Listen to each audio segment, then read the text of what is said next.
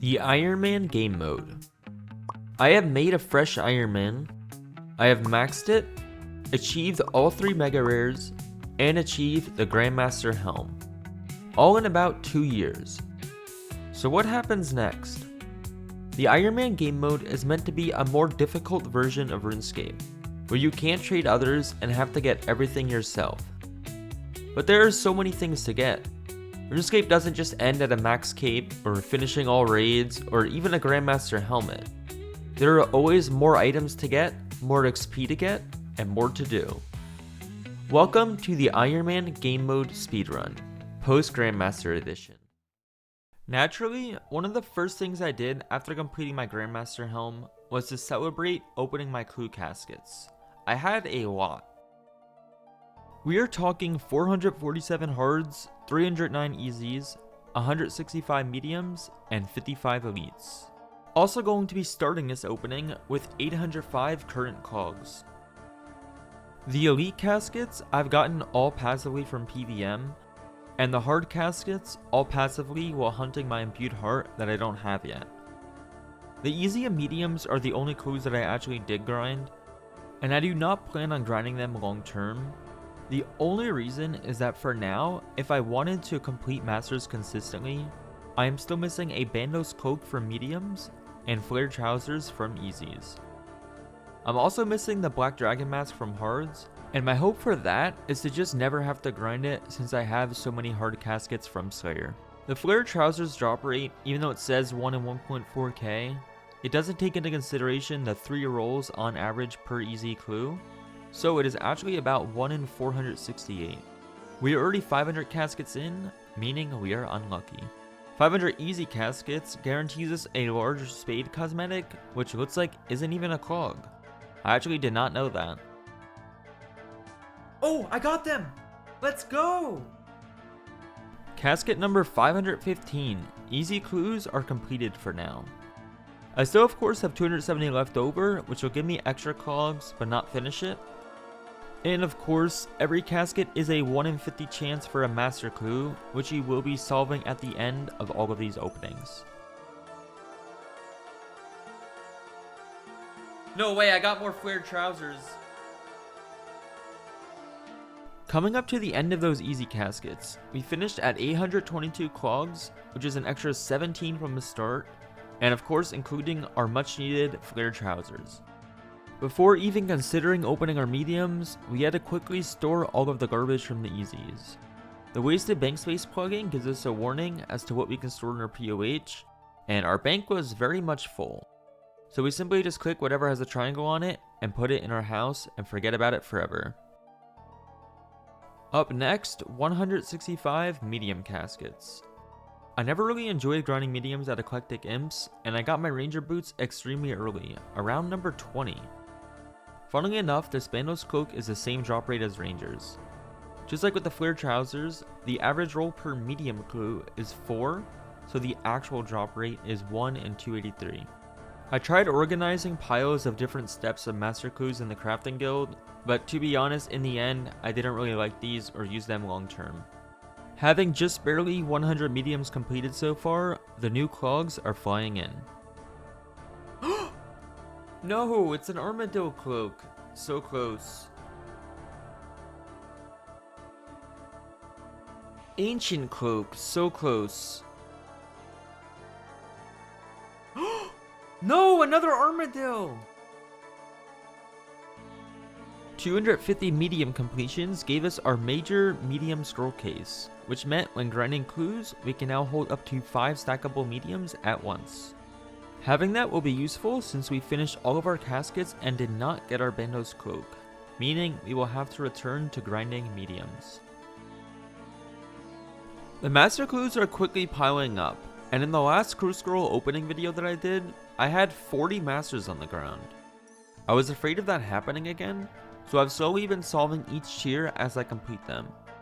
We were now up to 8 master caskets, and we'll be opening them all once everything is done.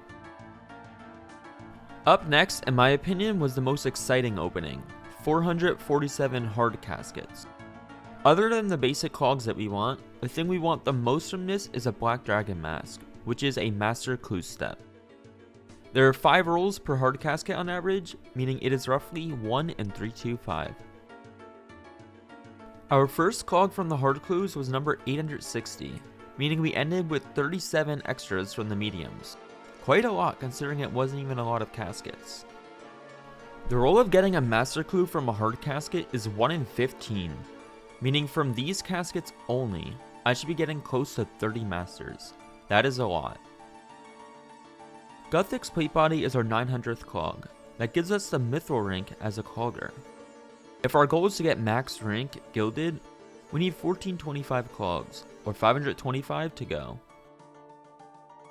We are now up to 500 hard caskets opened and still no Black Dragon mask.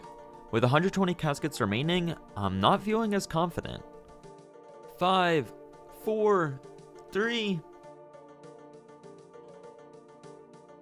Oh my god, gilded with 2 left! I have 2 gilded pieces from my last clue opening, and of course I got a dupe 2-hand. That is extremely unlucky. In all of those hard caskets, we did not get our Black Dragon mask. The good news is we also do not have an imbued heart yet, so this is not necessarily the end. We will be completing a lot more hards on that grind.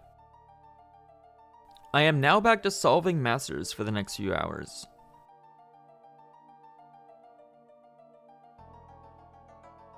Oh whoops, I need to change that shift click. While solving the masters, I made an executive decision to not open my elites yet. The reason was simple. With a 1 in 5 chance of a master, there's still 2 steps that I can't complete, as I don't have a Bendos cloak or Black Dragon mask yet. I don't want to potentially waste more master clues by getting steps that I can't do. So I will open my elites once I get my Black Dragon mask from hards and Bandos cloak from mediums. Our first master clog was number 920, meaning those hard caskets got us about 60 clogs. Quite huge. The only real thing I want from a master casket is a 3rd age pickaxe for raids. I guess I could settle for any 3rd age item, but if I'm not getting any piece, it's considered unlucky. Dragon Defender kit, which I literally can't use since we use an Avernic. Bandos Godsword ornament kit. Okay, maybe I lied. I do like the idea of ornament kits on items that I can use. Bandos Godsword is one of them.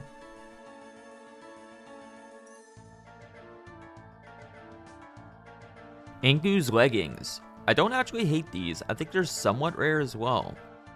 Unfortunately though, once stored in the POH, it will be forgotten about. A 3rd age item I can justify keeping in the bank. Torture ornament kit. This would have been fantastic if the ranker didn't exist.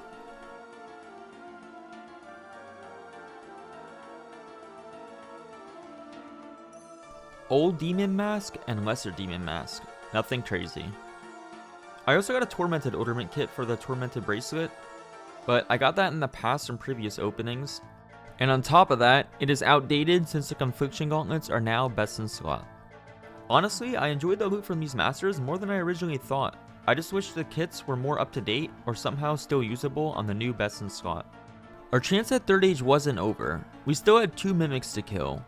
These are the best chance at a 3rd age item, being 1 in 250 for any piece. There's a few ways to kill the mimic that are all viable. You can Fang it, Voidwaker spec, Scythe, Claw, Shadow. The meta changed a bit with Oathplate, so I decided to try out a full Oathplate with Claws plus Scythe. The slash bonus should go crazy.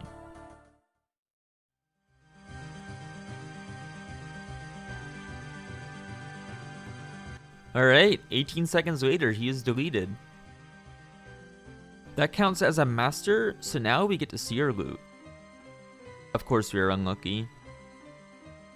The second mimic fight was the exact same amount of time, 18.6 seconds. The loot was also exactly the same, unlucky.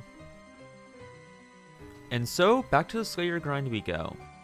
You might be thinking, JCW, Jad doesn't drop an imbued heart. I know, I'm aware. If our goal is to rush the Ironman game mode, that includes clogs, pets, XP, literally everything. Every time I get a Jad task, there is no downside to doing a Jad for both 40k Slayer XP and a pet chance. This gives us some nice variety while heart hunting versus just doing the same 2 tasks, and honestly, when we bring a site switch, it can be kind of fun. I don't want to get too into speedrunning fight caves because I know if I got pet this attempt right here, I would never have any interest coming back. My mindset is to grind new things, and while theoretically a new PB is a new thing, it's not what I mean.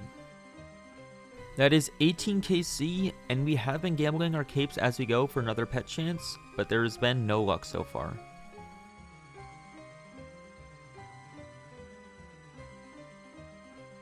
It has been quite a while since I made a progress video on this account, but in the past when talking about an imbued heart, I showed myself AFK Venibong Iraq sites because I didn't want to make cannonballs. I finally made the decision to AFK and make some cannonballs to make this grind faster. Now I get to cannon Iraq sites and smoke devils. Cannoning Iraq sites makes it about 30% faster. Pre-cannon, we would have to Venibow them for roughly 65 hours straight for an imbued heart. With the cannon, it's about 46 hours of being untasked. I'm not sure if this is even enough cannonballs to finish the grind, but at the very least we can start speeding through, and of course get more hard clues per hour as well. The most important thing to note about deciding to cannon Iraq sites is that while it is viable to do these without a cannon, it is not viable to do smoke devils without a cannon. So making the decision for yourself, just make sure you won't ever run out of cannonballs for smoke devils, because the kills per hour increase is significantly better there, roughly 70 to 80%, due to it being useful for luring for barraging, rather than just DPS increase. Iraq site superiors have a special that can kill you, but can be avoided if safe spotting them. For that reason, they should always be safe spotted. I got asked on stream to show how to safe spot, and thankfully, a couple ticks later, one spawned. You drag it northeast, and then go back to the tile. It doesn't matter how far or where you go northeast as long as you go northeast. Maybe I'll get a heart on this learner superior?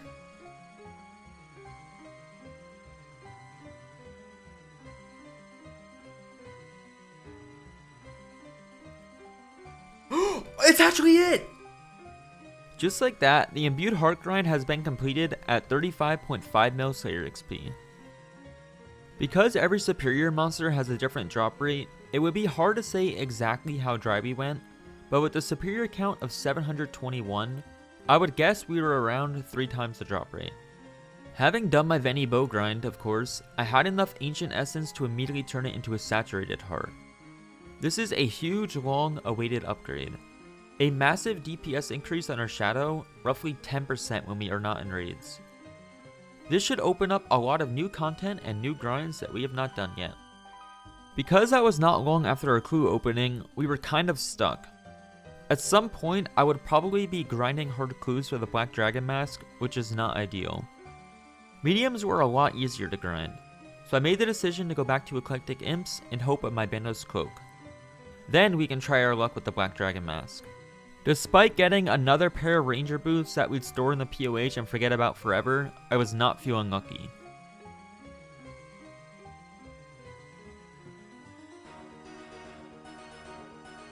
Dude, there's literally no way I get more Ranger boots.